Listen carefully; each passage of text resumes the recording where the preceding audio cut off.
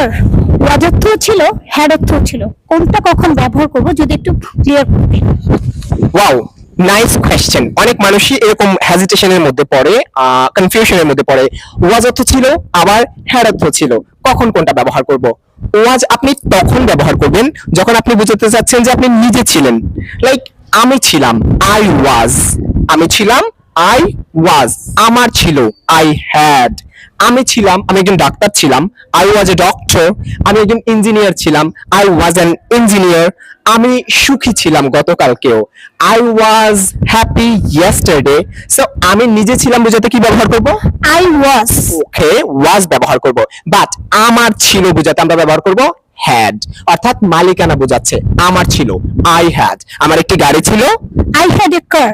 I had a car. Very good. So আমার একটি বাড়ি ছিল, I had a house। I had a house. আমার একটা গার্লফ্রেন্ড ছিল। I had a GF। Wow, and excellent. So আমার নিজের ছিল যদি বোঝাতে চাই তাহলে ব্যবহার করব হ্যাড। এখন যদি কেউ একজন বলে ফেলে যে আমার একটি গরু ছিল, এটার ইংরেজি যদি কেউ বলে I was a cow, বা যদি আমার একটি কুকুর ছিল বোঝাতে চাই, যদি ব্যবহার করে ফেলে যে I was a dog, তার মানে আমি নিজে একটা কুকুর ছিলাম হয়ে যাবে।